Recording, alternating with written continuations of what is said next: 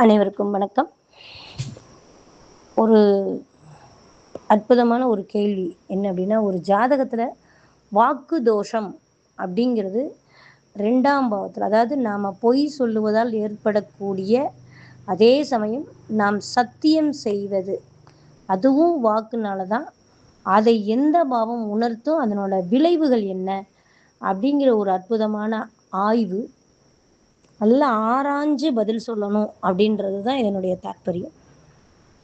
வாக்கு அப்படிங்கிறது என் குருநாதர் சொல்லி கொடுத்த அமைப்பு. ஏன்னா அவரு ஜாதகத்துல 2ல சனி, அவரு ரிஷப லக்னம், 2ல சனி, வக்கர சனி. அவரு சொன்ன விஷயம் என்னன்னா, இந்த வாக்கு பழிதம் என்பது ஒரு பாவ கிரகங்கள் அங்கு இருக்குமேயானால், அதுவும் இன்னும் தர்மத்தை நிலைநாட்டக்கூடிய நீதி தேவன் அப்படின்னு சொல்லக்கூடிய, நீதி தேவன் அப்படின்னு சொல்லக்கூடிய கர்மாக்காரகனான சனி, கேது, இதெல்லாம் வந்து ஒரு ஒரு ஒரு ஸ்தானத்துல, அதாவது வாக்கு அப்படின்ற இடத்துல அமர்வது, ரிஷபத்துல அமர்வது, இதெல்லாம் வந்து ஒரு வகையில வந்து அது தொழிலுக்கு பெஸ்ட்டோ தவிர, குடும்பத்துக்கோ நம்மளுடைய வாக்குனால கிடைக்கக்கூடிய வருமானத்திற்கோ அது நல்லதல்ல அப்படிம்பாரு. என்னன்னா, 2ல சனி கருணாக்கும்பாங்க, வாக்கு பழிக்கும். 2ல ராகு பேசவே மாட்டான், நல்லா படிப்பான், நல்லா சம்பாதிப்பான், பேச்சு அப்படி வெட்டு ஒன்று துண்டு ரெண்டுன்னு இருக்கும். ஆளுக்கு தகுந்த மாதிரி மற்றவர்களை மயக்கக்கூடிய அளவுக்கு அந்த 2ல இருக்கிற ராகு பேசும்.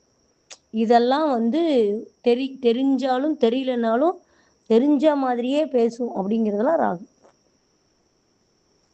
அப்போ இங்கு ஒரு பாவ கிரகங்கள் இருப்பது என்பது வாக்குஸ்தானத்துல வாக்குக்கு பழிதம் உண்டுன்னு அர்த்தம். அந்த வாக்கை வச்சு சம்பாதிக்கலாம். அப்போ அவர் என்னன்னாரு, சொல்ற வார்த்தைக்கு வேல்யூ ஜாஸ்தி, வாக்கு பழிதம் உண்டு. அப்போ மற்றவர்களுக்கு அது பழிக்கும். அதே ரிஃப்ளெக்ஷன் நமக்கு அப்படிங்கும்போது நமக்கு அது எதிர்வினையாக அமையும் அப்படின்றது தான் அங்கே இருக்கிற கான்செப்ட்.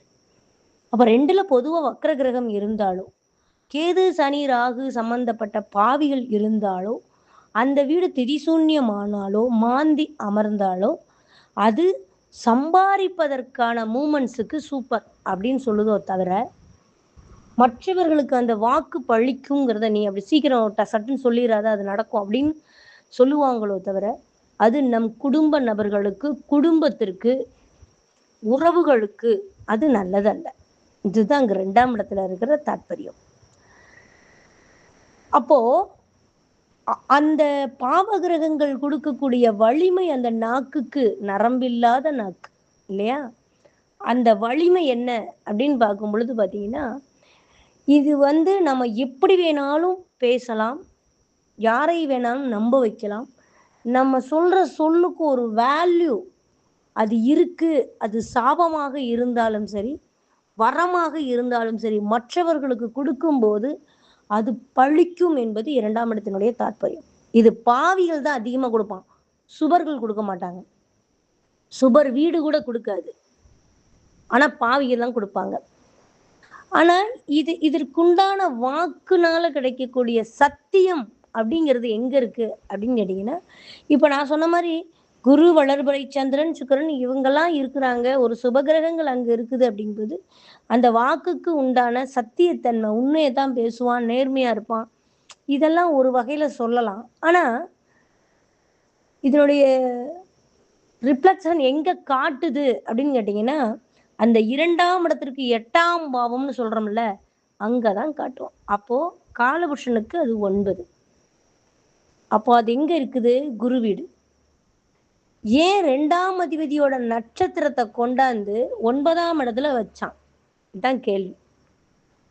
காசு பணத்தை கொண்டுட்டு வந்து ஒரு வாக்குஸ்தானத்துல இருக்கிற ஒரு கிரகத்துடைய நட்சத்திரத்தை கொண்டாந்து காலபுருஷனுக்கு 9ஆம் இடமான தனுர் மண்டலத்துல நீதி தேவன் இருக்கக்கூடிய இடத்துல, நீதி வழங்கக்கூடிய இடம் வேறு, நீதி தேவன் இருக்கக்கூடிய இடத்துல, அந்த இடத்துல வந்து பாத்தீங்கன்னா சுக்கிரனுடைய நட்சத்திரமான பூராடம் ஏன் இருக்கு அப்படின்னா, நீங்க சொல்லக்கூடிய வார்த்தைகளும் உங்களுடைய எண்ணங்களும் அது பர்ஃபெக்டா இருக்கா, நீங்க நல்ல முறையில சம்பாரிச்சீங்களான்னு சொல்றது 9ஆம் பாவம் தான்.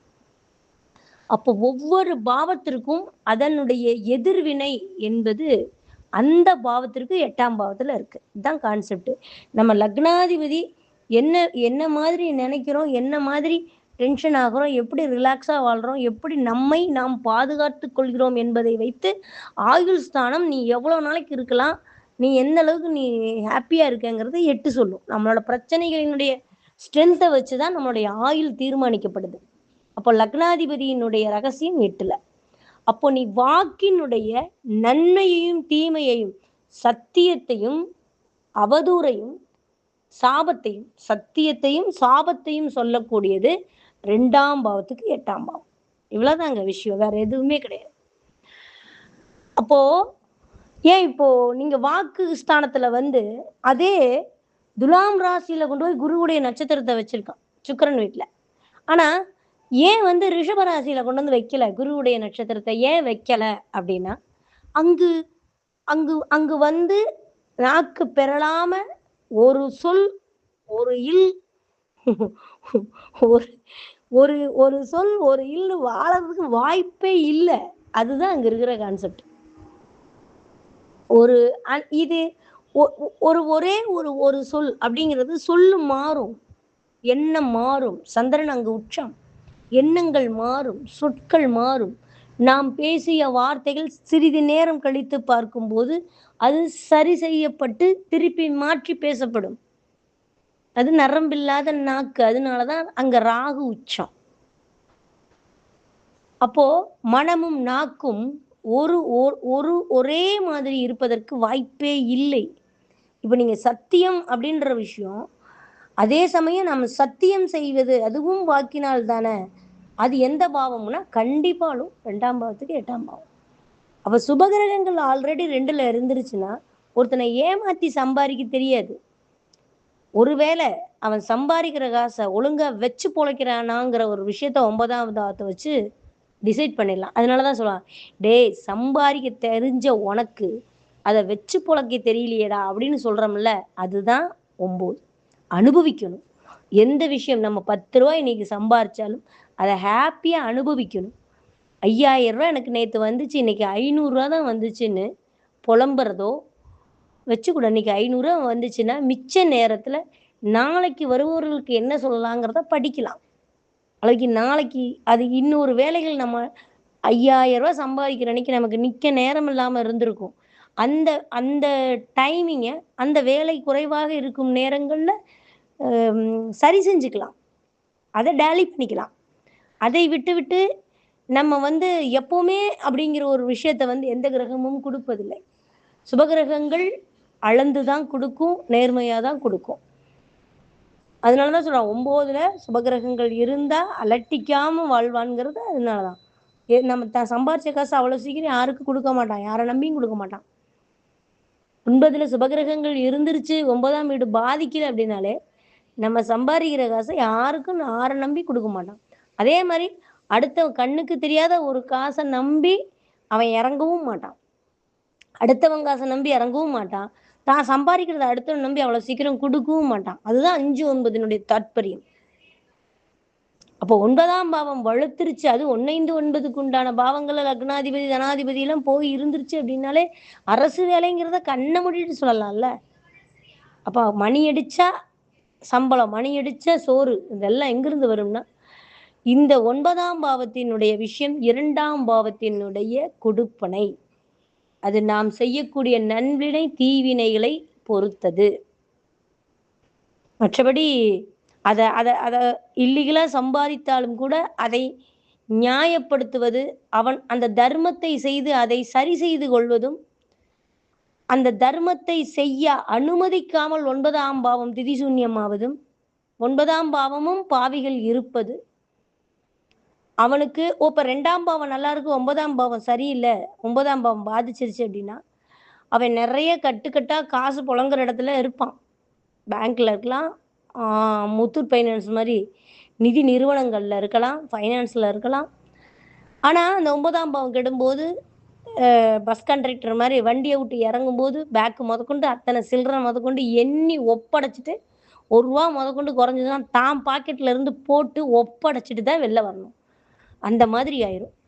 அப்போ 2ஆம் பாவத்தினுடைய தாற்பயம், உன்னுடைய தனஸ்தானத்தினுடைய தாற்பயத்தை நீ அனுபவிப்பதும், அதை வைத்து பொழைப்பதும், அதை பத்தி கவலையே இல்லாம, தனஸ்தானத்தை பத்தி கவலையே இல்லாம ஒருத்தன் அனுபவிக்கிறதும் 2ஆம் பாவத்திற்கு 8ஆம் பாவமான 9ஆம் பாவத்தை வைத்தே முடிவு செய்யப்படும் என்பதை கூறி பதிவை நிறைவு செய்கிறேன். நன்றி, வணக்கம், வாழ்த்துக்கள், வாழ்க வளமுடன்.